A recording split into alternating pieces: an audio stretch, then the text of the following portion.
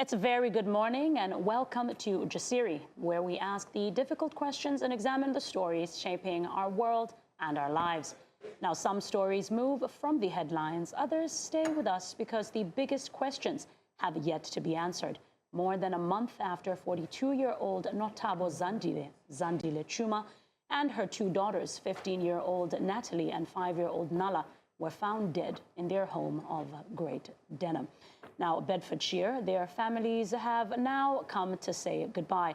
Now, on August 4th, more than 2,000 mourners gathered in Bulawayo, Zimbabwe, as the mother and her two daughters were laid to rest. But today, we're not returning to the story simply because there was a funeral. We're asking what comes after the funeral. Who were Zandile and Natalie and who are Zandile, Natalie and Nala beyond the circumstances of their death? What does the family do with grief when the legal process is only beginning? And what happens now that the man accused of killing them, well, has been deported or repatriated back to the UK? Their husband, the father, Ndodana Mkanyisi Chuma, and also known as Mark Chuma, remains in custody in South Africa. British prosecutors have authorized 3 murder charges, while South African authorities are separately dealing with the firearm and the ammunition case. His next appearance is scheduled for August 27th in Johannesburg. And there is another layer to this case, an investigation by the UK's Independent Office for Police Conduct into previous contact between police as well as the family. So after the flowers have been cleared and the mourners have gone back home, the question still remains. What does justice look like from here? We get into that today. But first... But first, Nigerian skid maker and comedian Brain Jotter, real name Chukwuebuka Emmanuel Amuzie, has reignited conversations about the activities of touts and so-called area boys in Lagos. It took to his socials, to share footages of Agberos blocking his path and demanding money while he drove in Lagos. One clip, it speeds away as a man hangs onto the side of his car, pleading for mercy. The videos have since generated reactions, with many Nigerians saying that the experience is not new to motorists across the city. But let's watch the video and, take some of the reactions thereafter.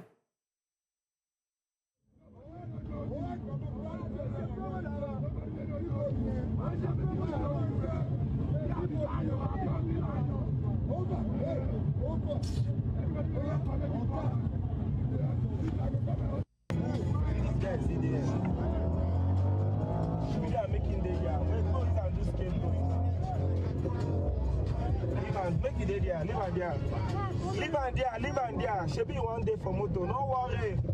You go hear something, you go learn something today. They with me, you go learn new thing today.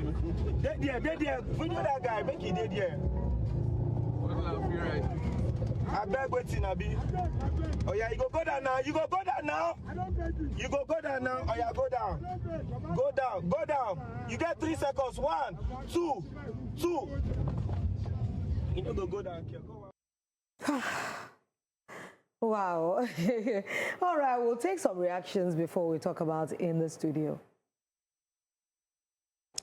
The government will not do anything about this thing now. Agberos have taken over Lekki, where they steal from us and demand money with entitlement like it's their right, both during the day and night. People are complaining every day. The government is throwing deaf ears to it. Your car can't even stop at the middle of the road. You'll be trying to think of how to sort the problem and still have to pay these Agberos before you can leave the spot. Until we fight back and start doing something like this or hitting them off the road and people start losing their lives before they look into it, this Nigeria can be so tiring at times. This one says, if he kills him, it will be considered manslaughter and he might go to jail. Exactly what I said. Even in getting rid of these miscreants, one still needs to be careful. Brain Jotter has just taught him a lesson of his life. But guess what? He won't stop acting the way he acts towards other celebrities, because that's how they behave. Agbero. When will the government look into the madness of these street thugs, always disturbing car owners or celebrities? Haba, it's 2026, and I think we need to move forward as a nation. This one says, this is very wrong, Sha. If you have money, give them and let them go. Most of them are even harmless. They'll just hail you and go. Trying to harm one of them just because he begged you for money is a silly thing. That's not a serious guy. He's not a serious person. Maybe he's one of them. The minute he asked to calm down and you didn't stop, you're responsible for whatever happens to him. These are all the reactions we have. You know, in Nigeria, when I see wrong, the way people advocate for wrong things, you would just be surprised at how do people really think when they sit down and they consider these things. You know, we are celebrities or that we have known faces because we do jobs that are very public. Do you know, half the time now when I go out, I have to put some money in my bag for agberos, bouncers. Area boys, area boys, they are all under the same umbrella. Yeah, but there's agberos on the main road, on the and main then there's road, area boys when you go to where you're going to. And all that. So it's really complex. But I don't know why these men have not been taken off the road. We see them all the time. They constitute a lot of nuisance, but yet people tolerate them. Maybe because they use them for things that only God knows. Maybe they are useful to some people because you find them all over the place. And do you know that they are in every state? Of course, they are human beings. I have been privileged to go across the country to some states, and I would say, Agberode Delta, Agberode Port Harcourt. Yes, most of them are not as pushy as the ones in Lagos. Well, I wouldn't know. Most of them plead, yeah. But once you see them on the road, when people have no jobs, they just loiter about, smoking, and you just see them hanging around, you know that these ones are nothing. Aside the one that are even working for NURTW, those ones that wear white and green. I don't know what their difference is because those ones chase the buses like crazy. Sometimes I'm afraid for them that can they fall off the bus and just I think that those ones are meant to, you know, maintain law and order. But how do they do that? Because I've just always seen them collecting. I don't think they're lawless.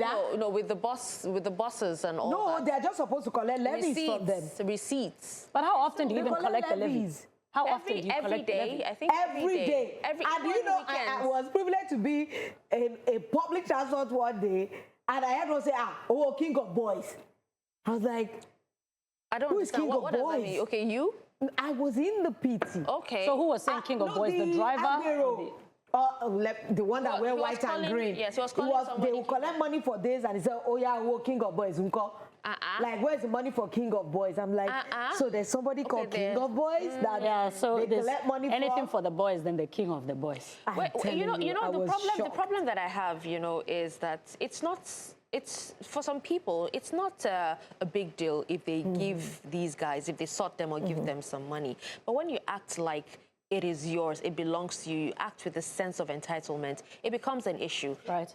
One of the guys here said, what is it? You would have just given him money and it is my money. Is it your money? They are the ones that cause the problem. Exactly. If I don't want to give him my money, right, at that moment, who are you to tell me to give it to him? And if you listen to what one of them was actually saying while they were, you know, still stationary, right? He was saying, you must give me my money, Yoruba. That was what the Agbero was saying. You were, like, it belonged to him. Yeah, so this is what I say when I mean sense of entitlement. It doesn't make sense. And I agree with he look at his eyes. This same guy. Like you must give me my money. That's what he was saying. And I agree with the guy that said that as soon as the other one that, you know, hopped on his car, told him to drop him off, he should have dropped him off then, because anything that happened afterwards would have been liable and all that. And that was exactly what I was saying. No, but you see, who gave you the right, even as that, to climb on I don't. For car? example, look at it like me. For example, or even you, Darshan, we're female. If someone jumps on my car like this, I'm gonna look for the best way to get you off. No, if it means let me go towards the wall and smash you, I'm gonna smash you. I had a driver who did this. I had to drive as gingerly as I could to Maroko and the police station after Oniru. That's the best thing I drove him there and dropped him at the police station. Ooh. Yes. The driver I had at the time. That's why. While he was on your car? But because he refused to stop. People were gathering. So the reason why you shouldn't take matters into your hands, like you said, you find a way to take them into my hands. No, it's because you would be held liable and they won't see exactly. If something happens to him. So when we look at the law in Nigeria, when can something be equated as self-defense or you trying to protect yourself? I didn't kill him. I just injured you because you were on my car. I mean, if they say they want evidence, the guys are literally videoing the guy on the car. So before you say I did it intentionally, you saw the evidence. I gave you footage. I have the proof. So I will not kill you, but I will injure you to get off my car. You just and this is the problem, because I do agree with you. Sorry for just extending it a bit. I agree with you in that, yes, this behavior was promoted by something. I remember when I was driving in Lekki, a cyber truck. There was traffic. And, you know, they get excited when they see big cars. And a cyber truck was in the back. These, what you guys call them, Agberus, will be fighting us to get out of the way for the cyber truck to come in. So even the cyber truck driver will be excited about the fact that they're making room for him. And when they make way for him, he gives them money. He tips them money. So I actually think that every time we keep giving them money, we're enforcing this behavior. We are keeping it going. And some of these people have violent they can be violent sometimes if you are not careful. Or maybe they catch you in some place and you are all by yourself. And then for the most part, you won't even see them coming. You know, they're hidden in places. Once they see you, they just step out, right? And then for someone that, you know, passes the area every single day, every single time to come to work, you might end up being a target. Oh, no, me, I will injure you. Them. Yes. I will injure you. If you injure them, you might end up being a target. These boys, and you know, the worst thing, Ololo, the worst thing is, you know, it's not just the Agberos that do that. Hopping on top of people's cars. You see last mile officials climbing cars, you know, following, what do you call them, do you know how many of them have died? It doesn't last make mile sense. officials, at least I know that. Are there Agberos as well? There are or law-abiding officers? Maybe that Agbero thing has become a behavior now. There are data that I'll say men in uniform, the aggressive way they try to stop cars and commuters and jump into your car. I'm like, why would they do that? That was a culture shock to me as well. Exactly. That was actually it was a culture shock to me. You can take down the number plate because you will definitely find whoever that person is. There are ways to do it. You don't jump on people's cars. It was a culture shock. But you know that there are so many statistics to say that a lot of them have lost their lives doing such things. People have injured them, drove the car and they fell off and, you know, they died. No, because I would drive it off too. I will not lie. That one. Be careful. This is human life. By the time you get to the courts, you will know that they will slam you. Get a good lawyer. All right. Well, you know, we'll take a quick break here, and when we return, we'll bring you more from Zambia, where voters are casting their ballots in a closely watched presidential election. Stay with us.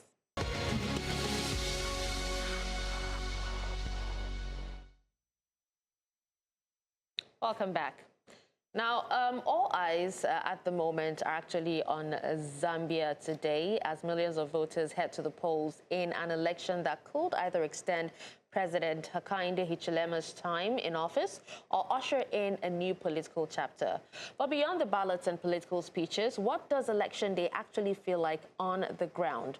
Are voters enthusiastic? Are they anxious, frustrated, or simply ready to make their choice?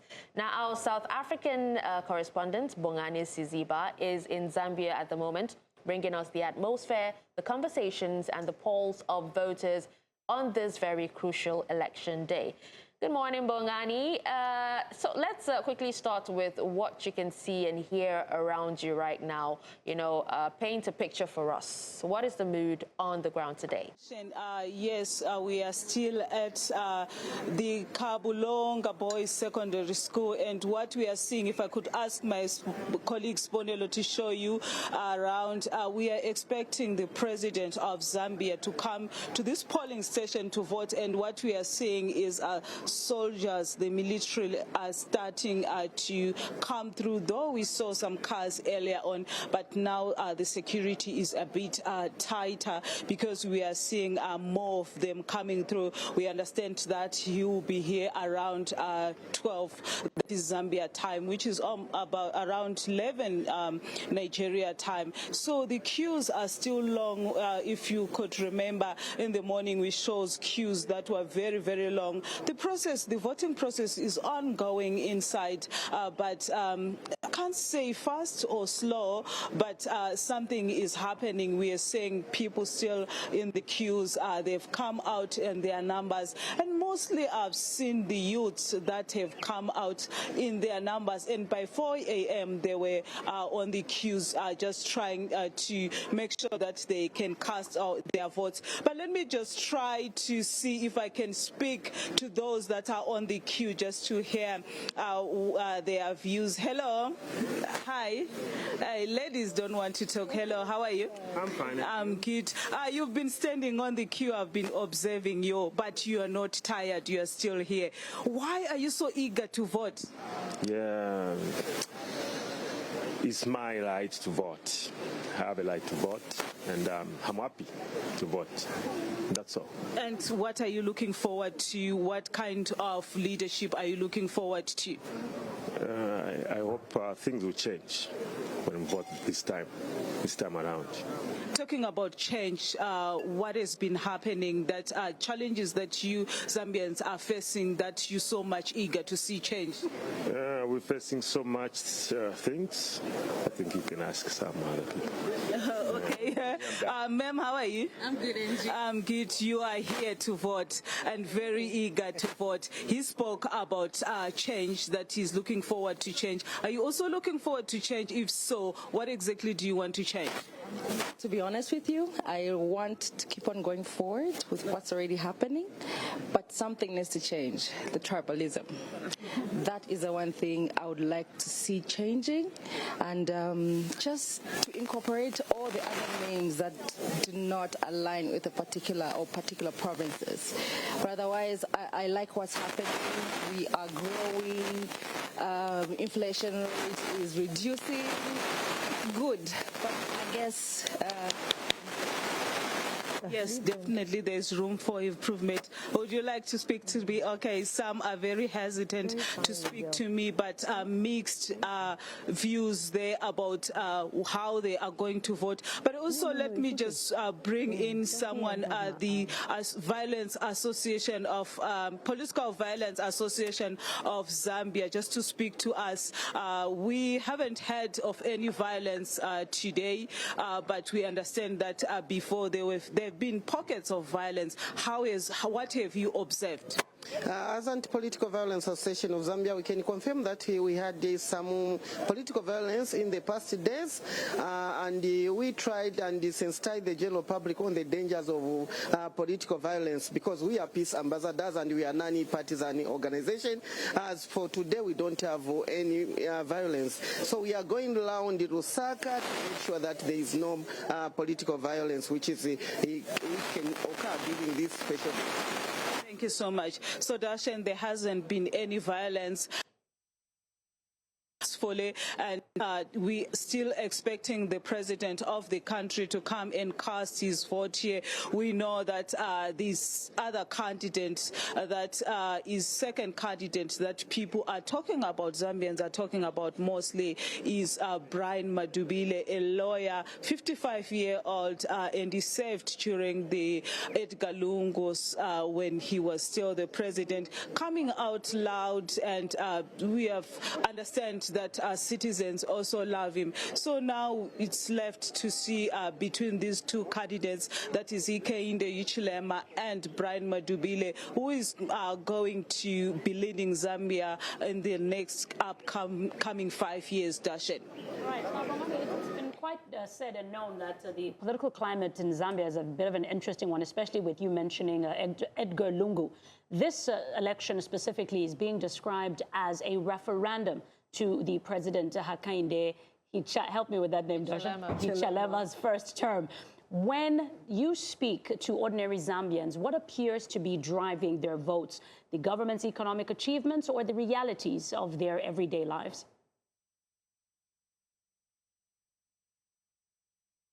everyday lives, because yesterday the driver who took us from the airport, I just had a brief conversation with him, and what he was telling me is that Zambia is not where the citizens would want it to be. He spoke about lack of economic revival. He spoke about mealie meal. You know that in Southern Africa we eat pap, so if a country doesn't have mealie meal, 5 years ago we know that Zambia was suffering on that. But also, however, there are also the positives that President Hakainde Hichilema has done. Speaking of the IMF debt, we know that it was reduced to where when he came to power it was, and also we have seen how investors have also been coming to Zambia. But however, they are also speaking about the mining sector, where they said the mining sector is now being controlled by Chinese, and Zambians themselves, they can't control that sector. We know that Zambia is a copper, they mine copper, and that's how many citizens survive. So if it's given to other parties, Zambians are complaining about that. But over and all, citizens that have been speaking to is the economic revival. They say that Zambia is not where they would want to see. Unemployment rate is also growing, but it's not new to Africa, where we see, especially when it comes to elections, citizens coming out with their frustrations and speaking about their frustrations. So I think we have to move on. We've lost Bongani. I'm sure we'll still get updates during the day about what is happening during the elections that they're holding in Zambia. All right, we'll be moving on. Before the headlines became about murder charges, extradition, and an international manhunt, there was a mother and 2 daughters with ordinary lives. Nothabo Zandile Tshuma, 42. She was a professional who worked in as an associate. Lolo, sorry to, before we get go into ahead, that story. let's just take a quick break. All right, we'll be right back.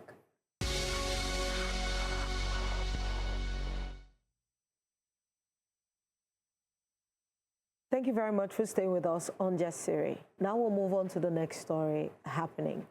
Before the headlines became murder charges, extradition, and an international manhunt, there was a mother and 2 daughters with ordinary lives. We're talking about Nothabo Zandile Tshuma, 42.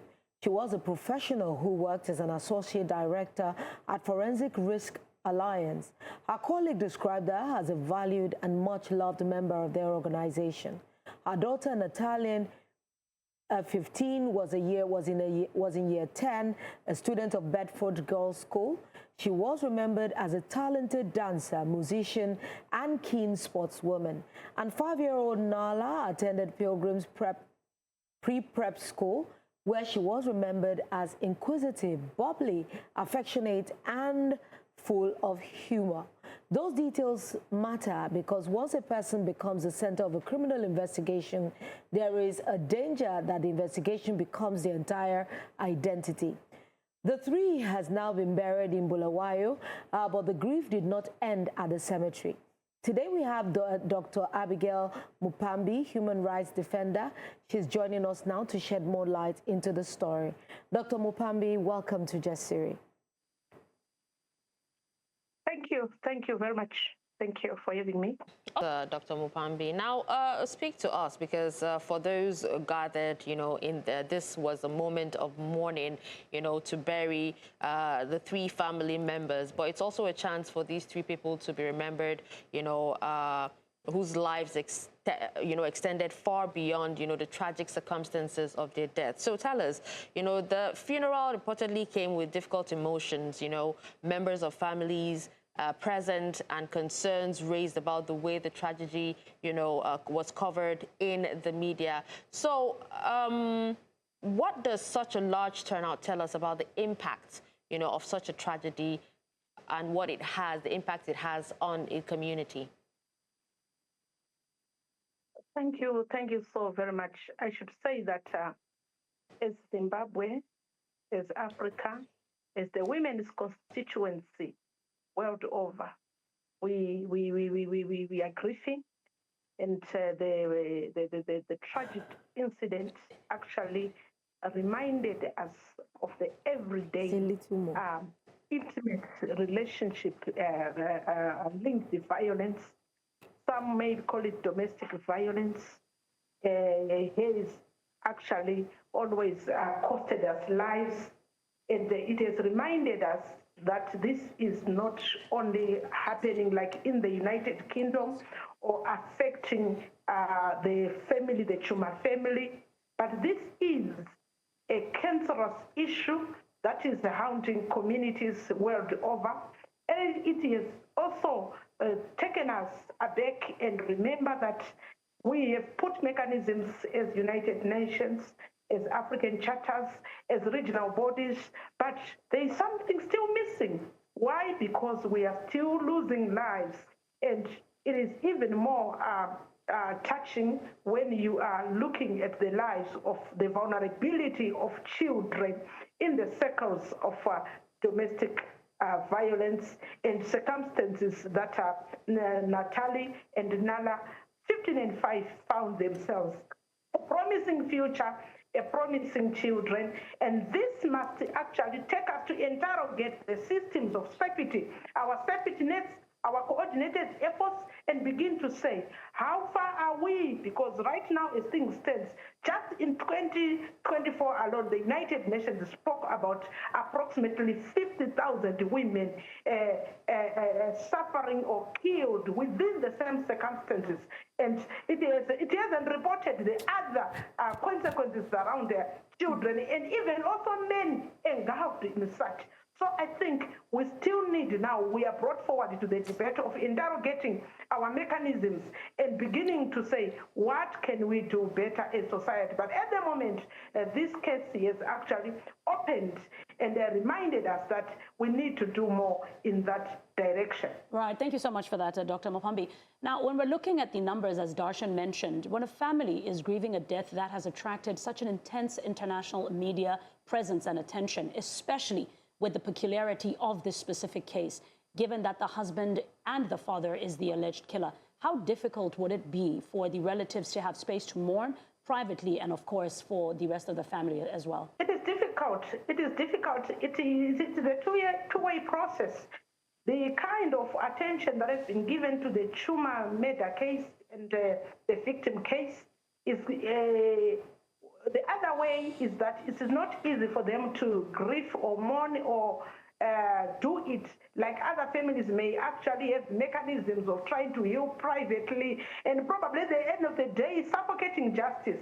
I think it is actually commendable that it has gotten international attention, international media, national attention to an extent that it will be very much an issue that is going to be tracked with interest from different aspects and different platforms. I think on its own, it is actually going to be an anchor for other cases and other related cases, for other individuals, other victims also to know that such cases deserve justice. Justice has to be brought. And I think other cases, hidden cases, hidden victims, some who may have failed to speak out may also find energy and probably mirror in particular with particular attention to this case and also come out and so that collectively victims, potential victims, societies, policymakers, leaders, human rights defenders, we collectively join hands at this point in time, reflect on even other issues that have not been brought to light clearly and begin to say, how can we make our homes safety nets? How do we interrogate issues of domestic violence? And for record, it is important that there is always a trail. The issue of the killings and the homicide and so forth, these are issues that will always emerge or show face at last. But there are always indicators. Those are issues that we must be following. There are always trails of domestic violence, trails of beatings, trails of violence. Right. Dr. Mupambi, we must be able to curb so that we deal with questions of prevention. Yes, response we can be doing, but we must be able to identify, we must be able to prevent, we must be able to curb, and of course find other alternatives to assist the families while this. All right, Dr. Mupambi, if you can hear me, now that the funeral is actually over, there's also a legal matter to this particular case that is unfolding. Let's put the legal timeline into perspective, because on July 7th, the bodies of Nothabo Zandile Tshuma and her daughters were discovered at their home in Great Denham, Bedfordshire. Ndodana, that's the husband, Chuma, had already left the UK, and he was later arrested in Johannesburg, South Africa, where police say that he was found with an unlicensed firearm. Now, UK prosecutors authorized 3 murder charges in connection with the deaths, but because Chuma was arrested in South Africa, getting him back to the UK is not simply a matter of putting him on the plane. So there's an extradition process. At his July 2022 appearance before the Johannesburg Magistrates Court, Chuma abandoned his bail application and was remanded in custody. So both the extradition proceedings and the separate firearm and ammunition case were postponed to August 27. The National Prosecuting Authority said that the extradition matter was delayed to allow outstanding documentation to be finalized, while the firearm matter was postponed to allow further police investigation. So August 27 becomes the next significant legal checkpoint, but not the end of the case. Dr. Mupambi, let's unpack this. For viewers who may, be confused, what exactly is expected to happen when Chuma returns to the Johannesburg Magistrates Court on August 27? Well, I think we also need to appreciate the complexities of international law and when these criminal cases are being dealt with, where Interpol issues are involved. And right now, we realize that the Chuma has been found also with another unlicensed firearm. There are other charges are surrounding him. And definitely, I'm sure this is why this delay of has happened. And also, we understand that he has also breached 3 issues around his own bail conditions. And by the 27th, as we are putting it, I think we will be expecting to be given or to be directed on how these real issues, the real allegations around the murder case will have to take shape and take direction. And I, for one, I think that there has been issues around making sure that he's transferred back to the jurisdiction where he might have committed the very same crime. And I want to believe that we will be expecting to have the real issue taking the center stage and giving probably hope, breathing hope that indeed we are going to see justice coming. And remember also the complexities of the law. We remain saying it is alleged until found guilt. And understand that also issue, but the broader part of it is that as the prime suspect to this case, we expect this to the direction particularly linked to this murder case to take shape from that particular benchmark today. All right, Dr. Mupambi, we know that there are 2 matters before the South African authorities, and it has been indicated that the firearm matter must be dealt with first before the extradition can proceed. So why does this matter take priority? And what could determine how quickly the extradition request moves forward? Because the matter must conclude before they start the extradition process. Well, thank you. I have been talking about the issues of jurisdiction. But when you look at the issue of, this is an issue and another, in our view, that he was found in possession within the jurisdiction of South Africa. And they must find logic and they must find the conclusion on this particular matter within the geographical demarcations of South Africa. And it sounds very much like justice delayed, particularly with the eager the people have to find a determination, to find clarity on the major in the eyes of the public, in the eyes of everyone else. We feel that the major case is the major, but let's appreciate that the major happened and is still alleged within the UK, and now the prime suspect is in South Africa, and in that particular jurisdiction, he has already made certain, he has already committed other related crimes, which may also give the lead. Because when someone is found in possession of a firearm and is also a suspect on a murder case, those cases they do link. I want to believe that the question here is about justice delayed. Looks like justice denied. The issue is there must be a calculated precision of expediting even the particular cases within South Africa to allow the prompt time for people to follow the next stage. I don't think that in the interest of the public, in the interest the interest of international community, human rights defenders, families, and so forth, the interest of healing also, I want to believe that something must be done faster to conclude these related cases in South Africa, and people are eager to answer the question of what really happened to the mother and the two babies.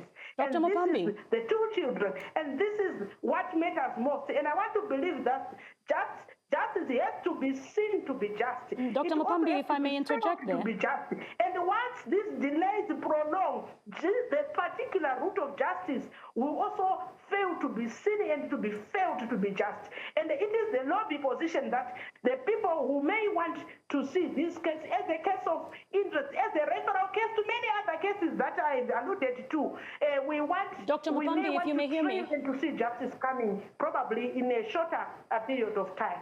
Dr. Mupambi, I'm quite curious. I don't necessarily think that it looks like a delayed justice process. Taking into consideration the fact that the Johannesburg Magistrate Court said they want to first start with the case of the firearm. I'm curious to find out from you. I don't know if you can perhaps educate us in this regard. If he is found, if Ndodana is found guilty of the possession of an illegal or an unlicensed firearm, what does that look like? Does South Africa have the right to detain him and he serves a sentence in South Africa before the extradition takes place to the United Kingdom? Well, I also want to feel that for the South African police or the South Africa security system to begin to hunt for, in particular, to investigate or the case of Chuma. It was a referral case related to international criminal systems, and Interpol also involved. So I want to believe that if he is found guilty, this will give a solid base to link his attitude, his character, and in particular circumstances that may assist to bring to reasonability some of the factors that may assist in the major case.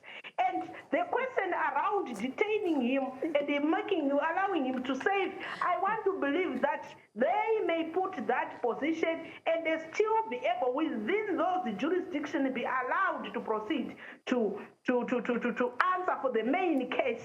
Because here you must understand that there was a major case, and to detain him in South Africa probably allow him to save, say, 10 years for the firearm case. In my view, it will look like suppression of the major case.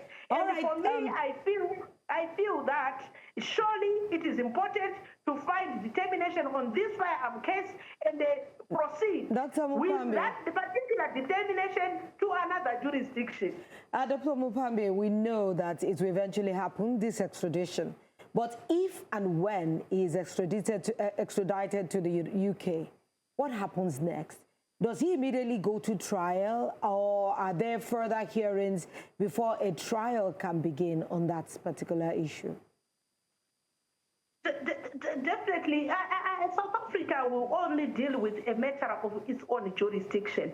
A full process regarding this major and the primary reason why the Interpol had been why international criminal system has been chasing Chuma will be dealt with within the setup of the jurisdiction of the United Kingdom. And surely I don't want to believe that the South African judiciary is interrogating a case outside its jurisdiction. Theirs is to hand over. But because he has got other issues related to the jurisdiction of South Africa, I'm sure they're only going to attend to that and allow the laws, the judicial systems in the UK to handle matters within its own jurisdiction. All right, now, so Dr. Mupambi, for the families themselves, does an international legal process make obtaining justice more difficult emotionally and financially?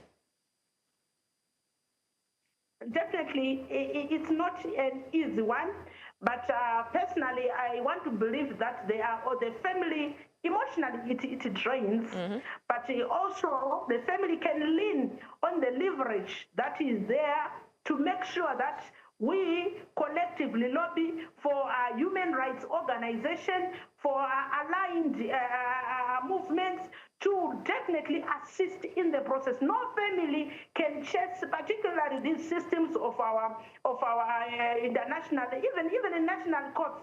You know, these are costly systems to follow. These are straining systems to follow. We may need to rely on to lean on the leveraging attention of this case and make sure that the human rights defenders, human rights organizations, personally next week I'll be going to Bulawayo as a follow-up to this case so that there is consensus, there is appreciation of the healing process of the family and also a follow-up to the justice system of this particular case. It is a complex scenario, but one thing for sure, justice has to be delivered. Justice has to be exemplary delivered so that it also pays a certain dividends in motivating safer communities, safer homes for all of us.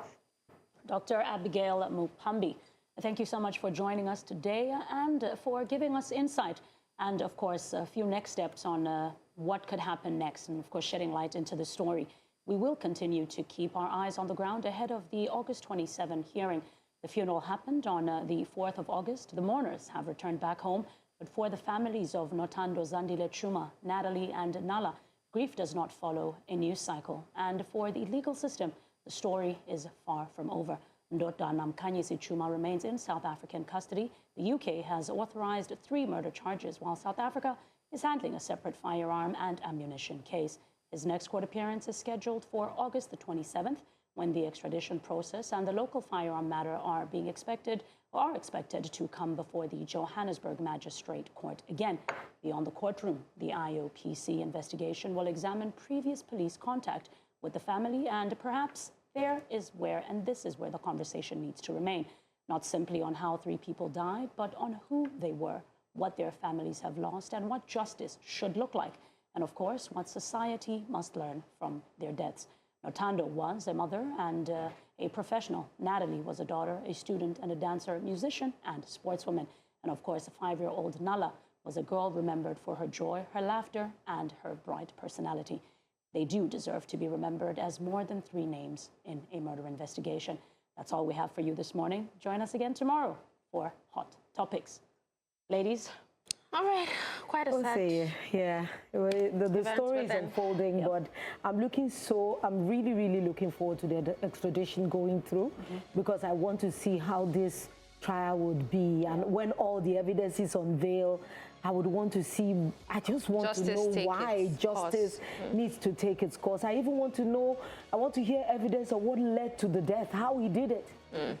It's just... Oh, it's only a matter of time. It might also take, because, analysts have actually said it will take a little bit of time for him to be extradited because, of all the charges, against him in South Africa, right? So once he's done with South Africa, then the UK can.